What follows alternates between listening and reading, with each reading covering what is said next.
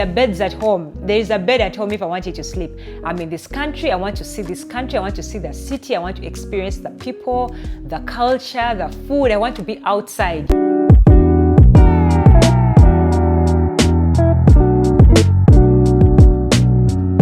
Hey guys, welcome back to my YouTube channel. For this particular episode, I decided to do things a little bit differently.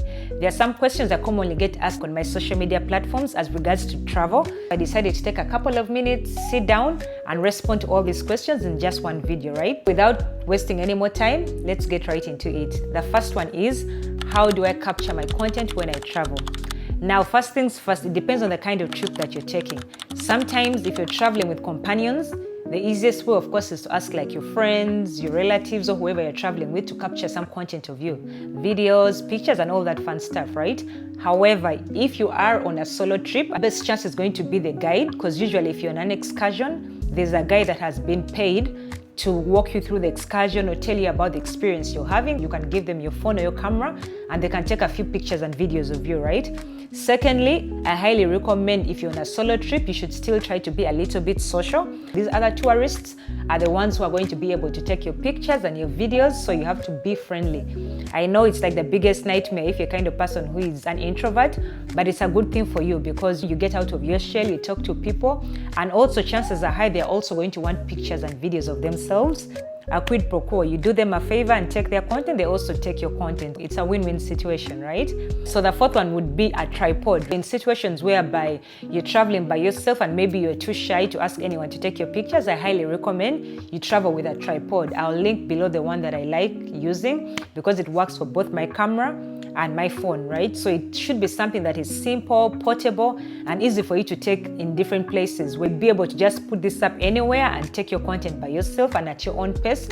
However, you have to be someone that is not shy, because if you're shy, then you're not going to quite enjoy setting up your tripod because people are going to be staring at you. However, just keep it in your mind that these people are seeing you for the first time and probably the last time. You're not going to see them again because you're in a new country, you're in a new location, you've never seen them before, they don't know you, so you shouldn't care so much what they're thinking. Just set up your tripod, do your thing, get your content, and get out of there, right? That is how I would recommend you capture your content. Another thing I would recommend is if you have the budget for it, you can be able to pay a local photographer or videographer in the area that you're touring, right? So this one requires you to do research way before your trip. You have to take that time and you look up, let's say, the local videographers or photographers in the area that you're going to travel. Let's assume you're going to like Diani, right? You could go on Instagram and you look up, let's say, photographers in Diani. You check them up, you look up on Google, and then you see.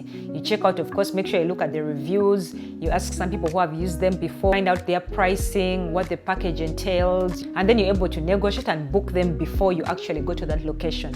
Because chances are high by the time you go there, it's too short notice, so they can't be able to leave everything that they have booked up to come and attend to you. I actually did this in Diani about a year ago when I went to visit there. I was able to work with someone who was local. They came over, they took me amazing pictures at the beach, and as you guys can see, awesome pictures right here.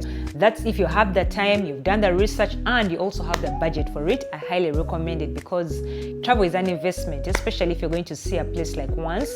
You want to do it right. Like me, for every trip, if I had the budget for it, I would definitely go with professional videographers and photographers. I also did this in Zanzibar for both the jet ski and the kayaking because I needed to partner with a local photographer because I wanted a drone shoot.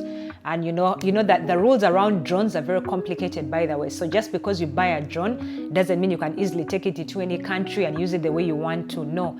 Some countries require you to actually have a license to operate that drone in their country.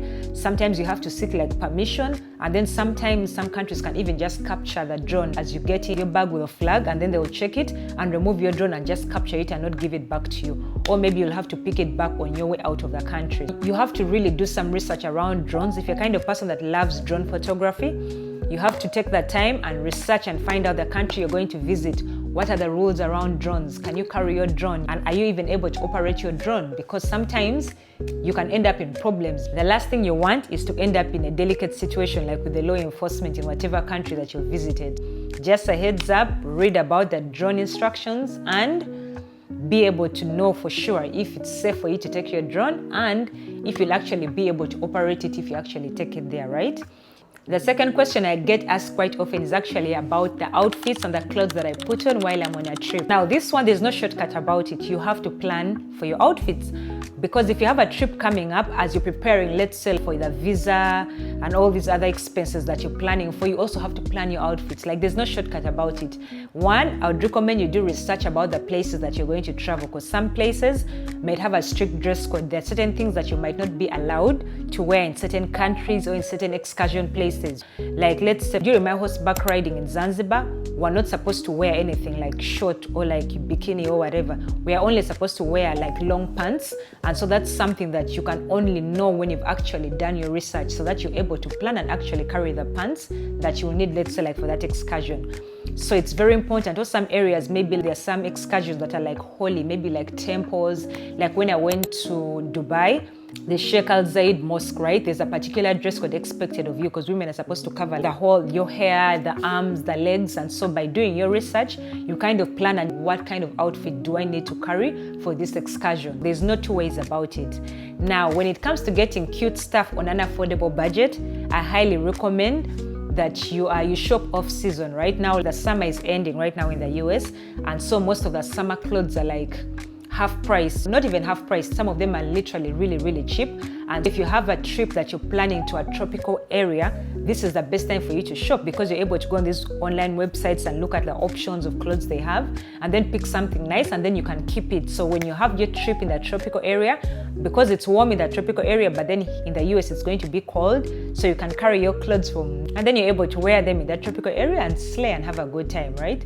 Big hack is buying clothes while the season is ending, so that you can be able to use them wherever you're going. Another thing I would say in regards to outfits is make sure you have comfortable shoes.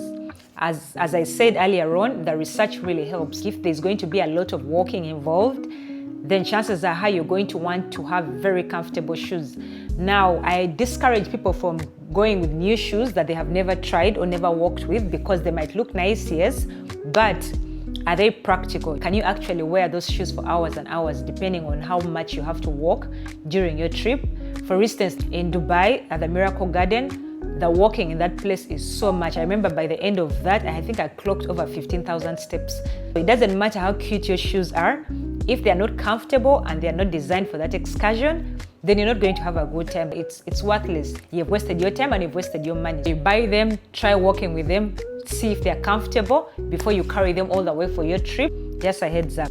Something else I would recommend when planning for your outfits is to consider renting the clothes. Nowadays with fast fashion, the moment people put on stuff like on a trip, chances are high they're not going to need to wear them any other time soon. If you're kind of person that likes the latest things and you want the upgraded things, then there's no need for you to buy clothes, because you'd be just like wasting your time and your money. I would highly recommend you rent clothes. There are different platforms that you can use for this. There's like Rent the Runway. There is like Pickle, where it's like normal people are just renting out the clothes they already have and own to other people who need them. You can be able to do that. Go have an amazing time with these clothes on your trip. When you come back, you ship it back. The only thing I'd recommend here is, number one, you need to know your size, because they're going to rent you the cloth, and even if it doesn't fit, it doesn't matter. They're going to still charge you for that cloth. You have to be good with knowing your sizes. And also secondly, you have to make sure you know how soon you're going to return, because you're going to rent the clothes depending on the days that you're going to be on the trip. You make sure you rent it and you plan properly so that they don't charge you more because you haven't returned the clothes in time. And then 3, you still have to plan and see, what do I want to wear at what excursion, so that you plan better, right? You don't want to rent some things because they look cute on the website, and yet when it comes to being practical on your actual trip, you actually find that you cannot wear them, or maybe they're not appropriate for what you're trying to do. It takes us back to point number 1, which is planning. You need to plan for your outfits, for the clothes. If you're going to have a good time, you just need to plan. Now, another question I get asked most commonly is, how do I make the most out of my trip? I get so many people telling me, oh my God, I went to this place, but oh my God, the way your content is, I wish I'd gotten this kind of content. I wish I had gone here. Oh my God, I didn't go to that place. I should have gone there. Oh my God, the water looks so clear in this video. I went to this place, the water wasn't looking like this. My advice is, 1, you have to research, find out what's the best time to travel to this place, right? Like I was telling people, the best time to go to Zanzibar, you have to look that stuff up. You don't just get up because you have the money and you go to a place. No, you have to research, because sometimes the weather can determine your experience. Sometimes the beaches are not clear because there are natural factors that could affect how you enjoy your trip. There are natural factors that you cannot do anything about, and so you have to make sure you travel within the time where the natural factors actually favor you having the best experience. You could go to a tropical place that is usually warm. However, depending on the time you decide to go, you might find that it's actually cold, it's chilly, and you're not able to have the best time there. You have to make sure you look up what's the best time to go to this place, and then you plan your trip around that place, right? Then something else I would highly recommend when it comes to getting the best out of your trip is you have to make reservations. Now, this one depends on how busy the place you're visiting is. However, just to be on the safe side, I highly recommend that you take some time and you make reservations, because there are some places whereby the moment you're in the country, all the days you're in the country, these places are booked out. You're not able to get any reservation. So you have to take the time, make your itinerary. Actually, that's another huge one. You have to make the itinerary. If you're kind of person that goes on vacation to actually do activities, then you cannot avoid making an itinerary. You have to make sure you plan, like day 1, I'm going to do this and this and this. Day 2, I'll do this. Day 3. But some people vacation differently. There are people who, as long as they're in the country and they're in the hotel, they just want to like sleep, go with the flow, do whatever they can do. The ones they can't do, they don't mind about that stuff, depending on your travel style, right? Now, me, I'm a kind of person that likes to get the most out of a trip. If I go to one area, let's assume I go to Dubai, I don't want to just be like in the hotel, sleeping, chilling. No, there are beds at home. There is a bed at home if I want you to sleep. I'm in this country, I want to see this country, I want to see the city, I want to experience the people, the culture, the food. I want to be outside. And for me to be outside, I make an itinerary. I have to plan like all the 7 days or 8 days I'm here. What do I want to do? Where am I going to go for brunch? And you have to look up those places and possibly make reservations, especially given how busy the season is, right? Because remember, at the time you decided to travel, also other people are going to travel during that time, because that's the best time to go to that place. And so you have to make your reservations in time to avoid being disappointed. For instance, like the Rock Restaurant in Zanzibar, that's the kind of place that can be booked out, let's say like sometimes a week in advance or 2 weeks. So by the time you go to Zanzibar, and if you haven't had a reservation, you're not going to be able to access it. I highly recommend you take that time and actually reserve some of the places that you want to go to. Another thing I would also highly recommend is look into the transportation in the area that you're going to visit. There's some places whereby literally you just need to use maybe your Ubers and it's going to be fine, but you have to find out, do they even accept cash? Because you see, like in Uganda, you can take an Uber and pay someone cash. It's fine. It's not a big deal. But there are some countries whereby they cannot accept cash payments. You need to have had your bank information linked. You have to do all that research and find out, how will I be moving from place to place? There are some places whereby maybe you can just use like a Bajaj, like in Bali. I know so many people use scooters in Bali. You have to research and find out, oh my God, do I need a license for this scooter? What are the rates for the scooters? What's the safety around the scooters? You have to do your research. If you want to have a good experience, you actually need to do the work. And I think that's why some people pay travel agents to do that kind of work, so that for them they can just arrive and the person tells them, this is what you're doing, this is what you're doing. But if you're a person that loves travel, I personally love the process of planning and getting to know these things and looking up where I want to go and making the reservations and having those kinds of ideas and decisions. I love that process. So that's why I have no problem doing it. Then the last point I would say under how to make the most out of your trip is also research about the best practices in an area before you visit. This is very, very, very important, because there are so many people that get into problems when they travel to certain locations just because they're ignorant about what's expected of them in that area. A big example here is Dubai. Everybody knows there are so many things you cannot do in Dubai, like let's say dancing in public, maybe chewing gum, making out, like public affection of display. There are so many tricky areas, and you have to make sure you read and you do your research into what kind of behaviors are accepted. What's the best practice in this area? The last thing you want is to go to a place and you end up doing something out of ignorance because you don't really think it's a big deal, and then you end up in problems, right? You have to be aware. And part of travel is like finding out about the different ways that people live. It's this people's culture. What do they accept? What don't they accept? It's part of the adventure. Part of the adventure is finding out how people live in different parts of the world. And so you have to try and be aware. You shouldn't come to people's places and then you try doing things that are contrary to what the society there is supposed to be doing. Because number one, it's disrespectful to that community, but also secondly, it shows that you're ignorant, and you could end up in problems just because you're ignorant. You might do something in an innocent way because you don't think it's a big deal, but then it actually turns out to be a big deal to the law enforcement in that country, and you end up in problems. In summary, the best way for you to get the most out of your trip is to just do your research. Find out what is needed, the best time to go, make your reservations, plan ahead. All that should be part of your traveling process. Like when you tell someone, oh, I'm going to Jamaica, you planning your trip to Jamaica doesn't start, let's say, by physically going there. No, it starts by planning, finding out about the life of the people in Jamaica, what's the mindset there. All that should be part of the enjoyable process of you loving to travel. Like if you love to travel, you should love the process of finding out about these people, and it also helps you like to know how to talk to the locals, to just approach life in a delicate way, because you never really know. Just be aware. Another question I get asked quite often is about safety. How do you make sure you're safe on your trip? What can you do to be safer? First, as a woman, as a solo traveler, and even if you're traveling in a group or like as a couple, when it comes to safety, you can't compromise safety. Safety is like the most important thing. And when it comes to safety, the things I would recommend, one, when it comes to like your luggage, I highly recommend you buy yourself some AirTags. Depending on the number of cases that you have, buy that number of AirTags and put an AirTag in each suitcase, so that in case you reach and your luggage is lost or something, you can help with the process of actually tracking down your luggage, right? To avoid your trip being disorganized. Then secondly, I highly recommend for you to get in touch with the embassy in the country that you're visiting. Let's assume you're an American and you're going to visit South Africa.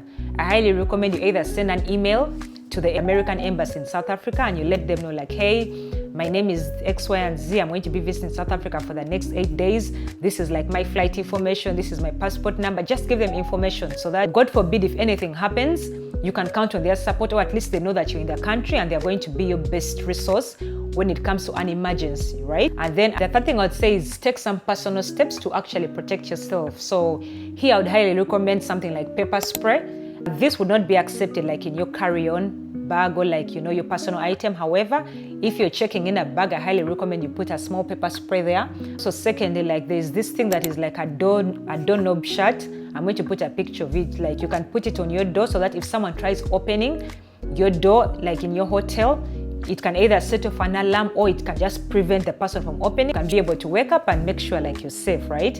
Then the third thing is not carrying around large sums of money if you're in a foreign country, because it could make you a target. Someone could see you paying for something, and because they see the amount of money in your wallet, they can talk among themselves. Maybe you don't even know the language and they're able to follow you and you could become a target. Walk around with the money that you need for the excursions of that day. And I recommend you leave the rest of the things in a safe. Like even when you're in your hotel room or your Airbnb, there's usually going to be a safe, right? So make sure you close your important information into that safe, like your passport, whatever you have for traveling, like your money and some important things. Put them in your safe and don't walk around with them unless you really need it. You don't want to tell people that you're a solo traveler. It doesn't matter how friendly they are with you or the people you meet at your excursion, the people transporting you, the Uber guy or whoever. Don't tell anyone that you're in that country by yourself, because you're going to make yourself a target. You always want to make it seem like someone is waiting for you, the area where you're going to. Even if you're taking an Uber from the hotel to like a hangout, don't say you're by yourself. You just pretend and act as if someone over there is waiting for you. I've actually seen some ladies wearing an engagement ring when they go to solo travel, just to make people think that, oh, she's on that trip with her fiancé and he's waiting for her, or like someone is expecting her.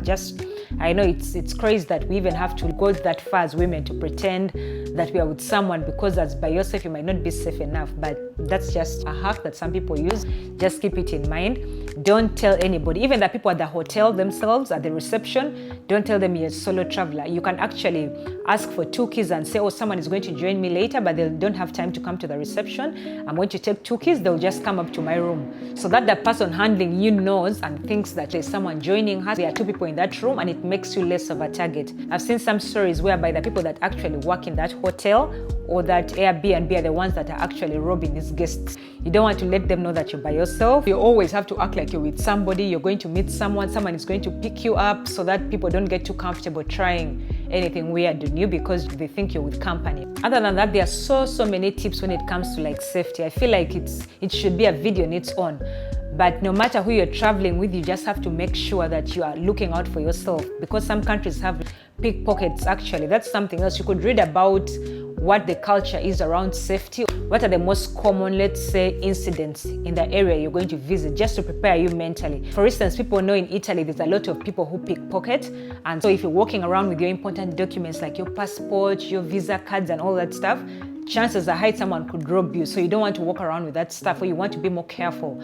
Maybe when you're carrying your cross bag, you can put it like in front. You don't let it maybe stay on the side, because someone could cut the bottom and steal your stuff. Or if you're having like a backpack, you can wear it in front. You have to be very conscious. Don't take drinks from strangers, especially if you're a lady and you're solo traveling. Make sure you don't take drinks from strangers, especially if the drinks have been opened, because you don't know what someone could have dropped in that drink. Just try and be safe. Anything you think might be fun, it's not worth it. Then something else to really keep in mind is find out the local emergency number for that area that you're going to visit, right? Like in the US, it's 911. You're calling in case of an emergency, the police can come over. You have to find out in Zanzibar, what's the emergency number? In Uganda, in Italy, what are the local emergency numbers? So that, God forbid, if something bad happens to you, you're able to actually pick up the phone and call the police, and you can have some help at least, right? Very important for you to do that research. The last question I'm going to be answering in this category, because I don't want to make the video too long, is about affordability. I get asked all the time, oh my God, Mills, how are you able to afford to travel? Oh my God, some money, you must be so rich. Oh my God, you're baller, you're affording to travel. No, let me tell you guys, the short answer is priorities. In economics, they say man's wants are like unlimited, right? And you use a scale of preference to determine what is most important to you. Everyone has their list of priorities. Now, for me, like me as Mills, travel is one of the top priorities. And so that's why there are things I also have to sacrifice on the list for me to be able to afford travel. You basically just need to save. If you really want to travel, you can make it happen. Because instead of traveling, there are things that you're spending on, and those things might be important to you, right? So it's all about sacrifice. Like, you pick and choose. You can't have your cake and eat it. For instance, in Uganda, everyone knows the most common way of having fun in Uganda is going to the bar. People will say they don't have money for trips, they don't have money for excursions, they can't go to like all these places. It's only white people that can afford to travel. But the truth of the matter is, some of them go to the bar every single day. They're spending that money in the bar every single day. They don't mind, they don't care about it, because it's a way of life. They're having fun, they're meeting their friends.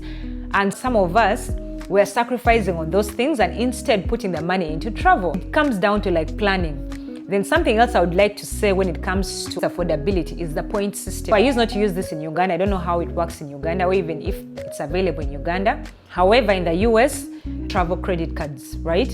You can get a travel card, and every time you spend $1 on it, it equates to like 1 point or 2 points, so that you're able to use those points to actually pay for your hotel, for your flights, and so everything is way cheaper, right? In this category, I highly recommend the Chase Reserve card, right? Because it has an amazing point system. Let's say when you spend in a restaurant, you get, let's say, 3 points. For every dollar you spend, you get like 3 points. Let's say if you use an Uber, for every Uber that you spend, you get like X amount of points. And so those points keep on piling and piling, right? When it comes to traveling, you can go inside the portal of the Chase Reserve card, and you're able to use those points to like book, let's say, like a hotel, or to book a flight. Depending on how many points you have, it can bring down the cost of like a flight, it can bring down the cost of a hotel, or sometimes you can end up spending zero on literally a flight. I see some people who have collected points over a long period of time, and then they're literally able to pay maybe only the taxes on a flight. Someone can pay, let's say, like $7 on a flight, let's say like to Tokyo, a flight to like anywhere, South Africa, because they have so many points, right? So if you're kind of person that is passionate about travel, but then you're not in a space whereby, let's say, you're earning that well for you to be able to save up and pay for it, I highly recommend you get these travel-based credit cards and have the best practices when it comes to credit cards. Make sure you pay the credit card in time, because everyone has expenses. Everything you're going to spend on, you could actually be getting points for that expenditure, and then those points, you can use them to actually travel. That's actually the cheapest hack when it comes to traveling. At least in the US, travel credit cards are going to be your best friend. If you are passionate about travel, you and travel credit cards, you have to be like this, like 5 and 6, because there's no two ways about it, right? I highly recommend it. Get the Chase Reserve credit card. The third thing I would recommend is when it comes to travel, you have to make sure that the people around you know that you love to travel. You know, you have to be authentic to who you are so that you attract your authentic audience. Like, if people know that you love to travel, The people around you are going to gift you experiences that they know you're going to enjoy, right? Some people you love to travel, but your friends don't know that you love to travel. Your siblings don't even know that you love to travel. The person you're dating doesn't even think it's something that you like. So you have to be vocal about who you are. You know, you have to be like, oh, my name is Mills. I actually love to travel. I'm passionate about travel. I'm a travel enthusiast. Like, people need to know that you love travel so that when they're gifting you something, they're going to gift you something related to travel. You know, I've been gifted, trips for maybe it's birthdays here and there. I've been gifted, let's say, like luggage sets. I've been gifted maybe like, things that are related to travel because I'm vocal about loving to travel. It's the same thing I said about content creation and equipment, right? Because equipment can be expensive. However, if you're vocal that you love content creation and it's something you actually want to do, the people around you are going to gift you stuff that is related to content creation. Because you know what they say, like, give someone a gift they don't like and they'll be sure that you actually don't know them. So you have to be vocal about the things you like, the places you want to go to, the things you want to own, so that if people want to gift you, they actually know that, yeah, this is what I can gift her, because I know she couldn't stop talking about this trip. She can't stop talking about like this travel destination, or, so that people know, and that's where they're actually able to take you. And also, if you're a content creator, who knows, you can vocalize your love for a place, and then a brand is able to sponsor you, or maybe a hotel in that area is able to come into your DM and say, oh my God, I know you want to come to this place. If you do decide to come here sometime, your hotel is going to be on us in exchange for content. Maybe you can just shoot our residence and post video about it, and then you can stay here for free. But that can't happen if you're quiet about how much you want to travel to that place. You have to be vocal, and you have to show up as the version of yourself that wants those things for yourself, because the people around you are going to follow your energy. So something else that I would highly recommend when it comes to affordability in travel is look into group trips, right? So there are different companies that organize trips where you can go as a group of people, and it's going to be cheaper for you to go as a group compared to you going by yourself, because the excursions are broken down and so the cost is shared, right? You can look up these experiences.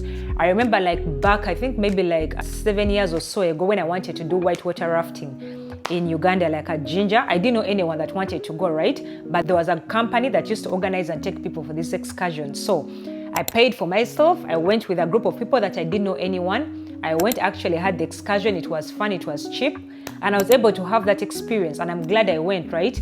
Because whitewater rafting is a kind of sport whereby you can't do it one person or two, right? You have to be like in a group, and there's no way I was going to convince like 6 of my friends to come whitewater rafting, because first of all, people say it's dangerous, some people like fear it, and just travel can be different timing for people, right? You can want to travel right now, but someone has different priorities. Even if they're your friends, they could have different priorities and different things they're focusing on. So one thing I can tell you for sure, when it comes to travel, if you want to go to a place, make it happen, because the timing is never going to align with everybody. There's not going to be a time where everyone, like in your family or everyone in your friends circle, is like, yeah, let's go. It's never going to happen. Trust me, I've been there, done that. You have to get to a place where you're like, you know what? I want to go to this place. How can I make it happen? Are there companies that are organizing trips in this place? Who can I go with? You figure it out, you get up and you actually go. Otherwise, we have come to the end of this video. Thank you so much if you've hung out with me until this end. Please don't forget to like, comment, subscribe, and share the video with anyone that you know is interested in travel or wants to get into travel or is just fascinated by, the whole travel thing. So yeah, those are just my few tips on questions I get asked quite often on my social media. I hope this video has been helpful to you, and see you in the next video. Bye.